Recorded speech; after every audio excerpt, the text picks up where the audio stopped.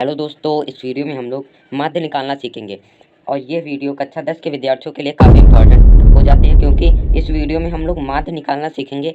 ये वाला सवाल आपके बोर्ड एग्ज़ाम में हमेशा पूछा ही जाता है, हर साल ये वाला सवाल आपको पेपर में ज़रूर मिलता है, तो इसीलिए ये इम्पोर्टेंट हो जाता है। तो कक्षा 10 वाले विद्यार्थी इसे ज़रूर देखें और इसे सीखें। और इस वीडियो में मैं आपको 2 सवाल ऐसे बताऊँगा कि जिनसे आपका पूरा कॉन्सेप्ट क्लियर और प्लस आपकी प्रैक्टिस भी हो जाएगी। और जो दूसरा नंबर सवाल होगा वो आपका सन 2023 में पूछा भी होगा, मतलब PYQ सवाल है।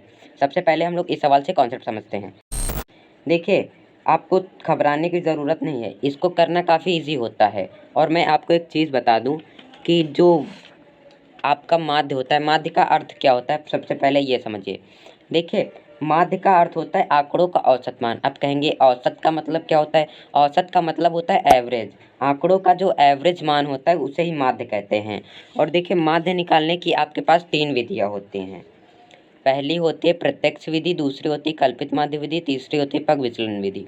इस वीडियो में हम लोग प्रत्यक्ष विधि से माध्य निकालना सीखेंगे और अगली आने वाली वीडियो में हम लोग कल्पित माध्य और पग विचलन विधि से भी माध्य निकालना सीखेंगे। और ज़्यादातर प्रत्यक्ष विधि पेपर में पूछी जाती है, तो ये आपको ध्यान रखना है। तो हम लोग प्रत्यक्ष विधि को हल कर लेते हैं और उससे पहले आपको समझना होगा प्रत्यक्ष विधि के लिए हमारे पास सूत्र क्या होता है माध्य निकालने का। देखिए, ये प्रत्यक्ष विधि ये सभी विधियाँ वर्गीकृत आंकड़ों के लिए लगती हैं और वर्गीकृत आंकड़ों के लिए ही आपके पेपर में ज़्यादा सवाल आते हैं। तो सबसे पहला है हमारा प्रत्यक्ष विधि। अब प्रत्यक्ष विधि क्या होती है? ये विधि आपको माध्य निकालने के लिए प्रयोग की जाती है, ये ध्यान रखना है बस। और इसमें माध्य के लिए फॉर्मूला होता है सिग्मा। ये सिग्मा होता है या समेसन भी इसे कहते हैं, सिग्मा FX/N, या आप इसे NCERT में इस तरीके से लिखा सिग्मा FI/XI और अपॉन में सिग्मा FI।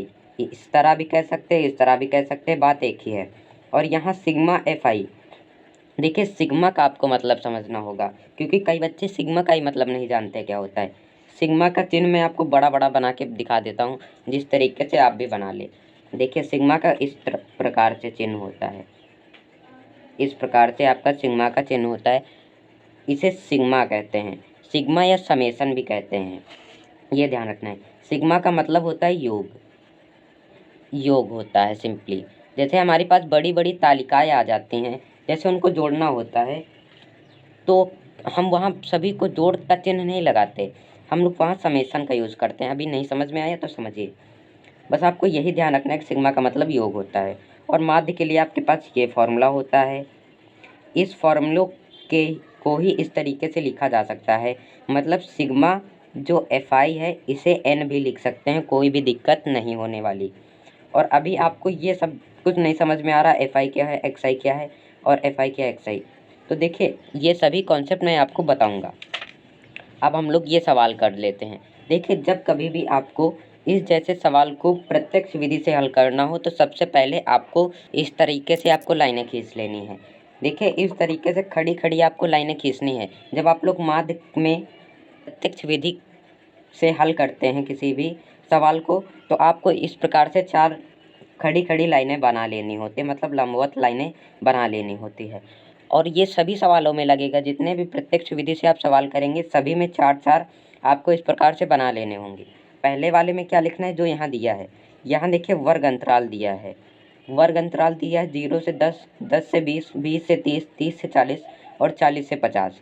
इस तरीके से वर्ग अंतराल दिए हैं। तो हम करेंगे क्या, इन वर्ग अंतरालों को यहाँ लिख लेंगे। सबसे पहले ऊपर लिख देंगे वर्ग अंतराल, ऐसे आपको लिख देना है ऊपर।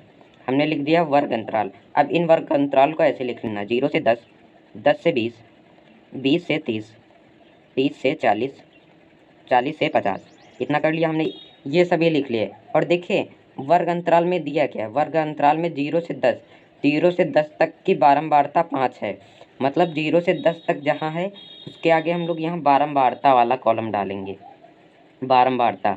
तो देखिए, 0 से 10 तक की बारंबारता 5 है तो 5 लिख दिया। इसी के सामने लिखना है 10 से 20 तक की बारंबारता 12 है तो 12 लिख दिया, और 20 से 30 तक की है 25 तो 25 लिख दिया, और 30 से 40 तक की 10 है तो 10 लिख दिया, और 40 से 50 तक की 8 है तो 8 लिख दिया।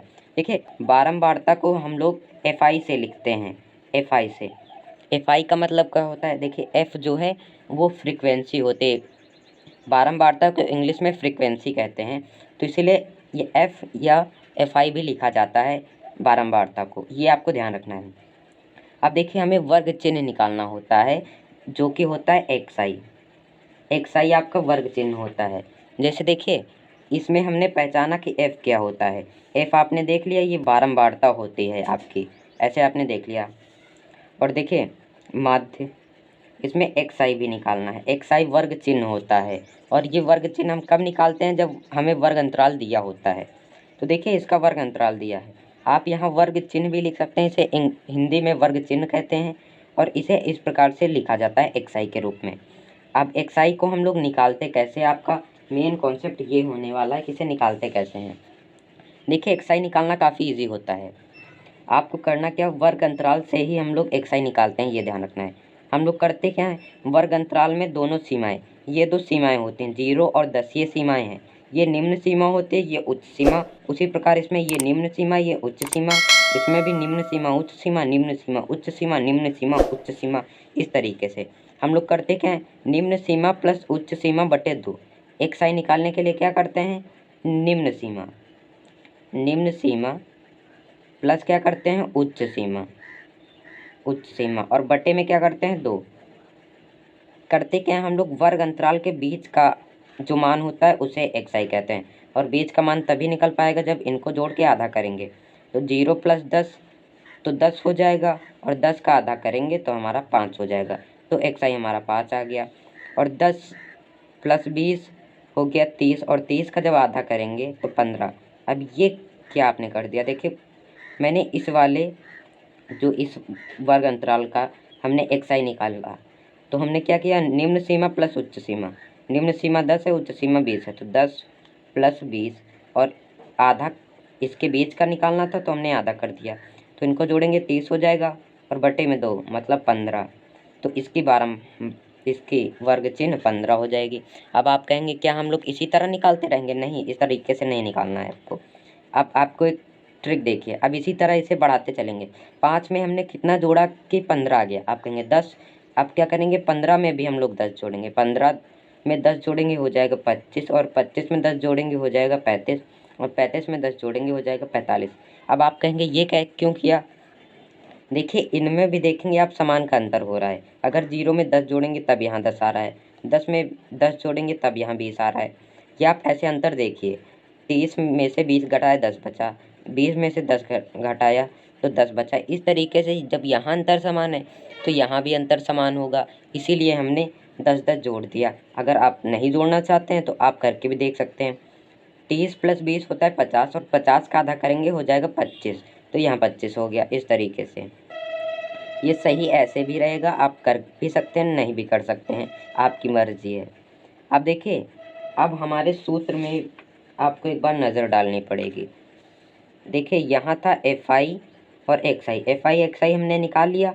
अब देखिए एफ आई और एक्स आई ऐसे लिखा है, तो इसका मतलब क्या है, जैसे ऐसे लिखा था एफ एक्स। देखिए जब एफ का गुणा एक्स में करेंगे तभी तो ये एफ एक्स बनेगा। इसी प्रकार इसमें भी गुणे का चिन्ह होता है, एफ आई और एक्स आई के बीच में भी गुणे का चिन्ह होता है, मतलब हमें एफ आई और एक्स आई का गुणा करना पड़ेगा। तो हम यहाँ लिख देंगे सिंपली एफ आई एक्स आई, गुणे का चिन्ह नहीं लगाएंगे। अब इनका गुणा कर देते हैं। पचम होता है, पचम 25 होता है, 12 का 15 से गुणा करेंगे 180 हो जाएगा, क्योंकि 12 × 5 = 60 का 0 हासिल आएगा 6, 12 × 1 = 12, 12 × 6 = 18, और 25 × 25 625 होता है, और 10 का गुणा 35 में करेंगे तो 350, और 8 का गुणा 45 में करेंगे तो 360 हो जाएगा। अब क्या करेंगे, ये यहाँ पर नहीं लगाना था। अब हम लोग क्या करेंगे, अब हम लोग इस प्रकार एक लाइन खींच देते हैं, जो कि मैं खींच दे रहा हूँ इस प्रकार। अब आपको एक लाइन खींच देनी है, ये मैंने लाइन खींच दी, और फिर से नीचे एक लाइन खींच देनी है इसी प्रकार। अब देखिए फिर से आपको मैं सूत्र दिखाता हूँ, सूत्र में लिख देता हूँ, ये थोड़ा गंदा हो गया है। सूत्र हमारा है sigma F I X I upon sigma F I, ये हमारा सूत्र है, माध्य का ये सूत्र है। तो देखिए सिग्मा एफ आई एक्स आई का मतलब क्या होता है, देखिए एफ आई एक्स आई का मतलब तो आप समझ गए, एफ आई और एक्स आई का गुणा, मतलब एफ आई एक्स आई का जो गुणा है, और समेसन का मतलब होता है जोड़। अब समझिए मैं क्या कर रहा हूँ, एफ आई एक्स आई का जो गुणा है उसका जोड़, समेसन का मतलब जोड़ ही होता है, FI गुणे XI, FI और XI का जो गुणनफल है उसका जोड़, मतलब इन सभी का जोड़। और सिग्मा FI मतलब होता है बारंबारता, ये देखिए, और जोड़ लिखा है तो मतलब पूरी बारंबारता का जोड़। इस प्रकार आपको समझना होता है। तो देखिए हमें निकालना है सिग्मा FI XI निकालना है। तो हम लोग क्या करेंगे, इन सभी को जोड़ देंगे। अब देखिए इनको जोड़ के दिखाऊंगा तो काफ़ी समय लगेगा, मैं इनको बता देता हूँ जोड़ के कितना आएगा। 1540 आएगा, मतलब 1540 इनको जोड़ने पर आएगा। आप जोड़ भी सकते हैं। और देखिए इसका जोड़ आपका आ जाएगा 60। इनको जब जोड़ेंगे तो 60 आ जाएगा, और इनको जब जोड़ेंगे तो इतना आ जाएगा। अब क्या करेंगे, अब हम लोग सिंपली सूत्र लगा के इसका आंसर निकालेंगे। माध्य के लिए हमारे पास सूत्र होता है, और एक बात आपको ध्यान रखनी है, माध्य को हम लोग x और उसके ऊपर ये ऐसे लाइन, इस लाइन को बार कहते हैं, x बार के रूप में भी प्रदर्शित कर सकते हैं। और अगर आप नहीं समझ पा रहे हैं इसको तो आप इसे छोड़ सकते हैं, कोई बात नहीं, आप माध्य लिख के भी काम चला सकते हैं। सूत्र होता है सिग्मा FI XI बटे सिग्मा FI। अब देखिए सिग्मा FI XI हमारे पास 1540 है, मतलब 1540, और सिग्मा FI हमारे पास 60, तो 60 रख दिया।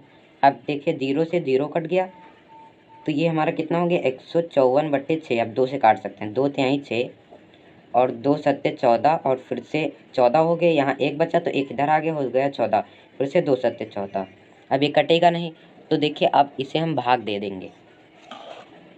देखिए 3 का भाग हमें 77 में देना है, तो कैसे करेंगे, 3 दूनी 6 होगा, बचेगा 1। अब फिर यहाँ ये उतर आएगा, मतलब 3 पचे 15 होता है, तो 3 पचे 15 कर देंगे, और फिर यहाँ बचेगा 2, फिर पॉइंट लगाएंगे, 0 बढ़ाएंगे, तिचंग 18 हो जाएगा, फिर से 2 बचेगा, फिर से तिचंग 18। देखिए 25.66 इसका आंसर हो जाएगा, मतलब माध्य हो जाएगा। आप ऐसे समझ सकते हैं। देखिए हमने इस वाली तालिका से आपको माध्य निकालना सिखा दिया कि आप इस प्रकार की तालिका से किस प्रकार माध्य निकाल सकते हैं। अभी आपको वीडियो को बंद नहीं करना है, क्योंकि मैं आपको एक ऐसा अब सवाल बताने जा रहा हूँ जो आपका PYQ है, मतलब ये वाला सवाल आपका प्रीवियस ईयर में पूछा गया है, पिछले ईयर में पूछा गया है ये वाला सवाल। अब इस वाले सवाल को करना है, हमें करना क्या पड़ेगा, उसी तरीके से 4 लाइनें बना लेनी होंगी। देखिए इस तरीके से खींच ली, अब फिर से हम लोग इस तरीके से लाइन खींचते हैं। अब इस तरीके से भी हमने लाइन खींच ली। अब देखिए आप करेंगे क्या, इसमें वर्ग अंतराल लिख देंगे, वर्ग अंतराल, इसमें वर्ग अंतराल। अब वर्ग अंतराल को लिख देंगे 0 से 10, 10 से 20, 20 से 30, 30 से 40। अब देखिए आप कैसे, आपको क्या नहीं समझ में आ रहा है कि ये मैं कहाँ से लिख रहा हूँ, यहाँ से देखिए 0 से 10 पहले कॉलम में, 10 से 20 दूसरे में, 20 से 30 तीसरे में, 30 से 40 चौथे में, और 40 से 50 पाँचवें में। अब लिख दिया। अब हमें क्या लिखना है, बारंबारता, बारंबारता, बारंबारता। अब देखिए 0 से 10 तक की बारंबारता 5 है तो 5 लिख दिया, 10 से 20 तक की 12 है तो 12 लिख दिया, और 20 से 30 तक की 25 है तो 25 लिख दिया, और 30 से 40 तक की 10 है तो 10, 40 से 50 तक की 8 तो 8। अब देखिए अब हम लोग क्या निकालेंगे, हमने उसमें क्या निकाला था, फिर XI निकाला था, और XI कैसे निकाला था, इनको जोड़ के आधा किया था। तो 10 + 0 10 होता है, 10 का आधा होता है 5, और 10 + 20 होता है हमारा 10 + 20 होता है 30, 30 का आधा हो जाएगा 15। अब उसी प्रकार हम लोग देखेंगे, इनमें 10-10 का अंतर हो रहा है तो इसमें 10 जोड़ेंगे तो हो जाएगा 25, इसमें 10 जोड़ेंगे हो जाएगा 35, और इस 45 हो जाएगा। अब क्या करेंगे, बारंबारता को हम लोग FI लिखते हैं, और सूत्र हमारा होता है सिग्मा FI XI बटे सिग्मा FI। सिग्मा यहाँ थोड़ा सही से नहीं बना है, उसको देख लीजिएगा। अब देखिए FI XI तो इनका गुणा करना पड़ेगा, 5 5 का गुणा होगा 25 हो जाएगा, और इसका गुणा करना है। देखिए ये सवाल आपका लगता है फिर से वही रिपीट हो गया है, रुक जाइए मैं देख लेता हूँ। हाँ देखिए ये वाला सवाल जो है वो आपका रिपीट हो गया, मैंने इस पर ध्यान नहीं दिया। ये सवाल जो मैंने बताया ये आपका प्रीवियस ईयर का ही था, और ये सवाल भी आपका प्रीवियस ईयर का था।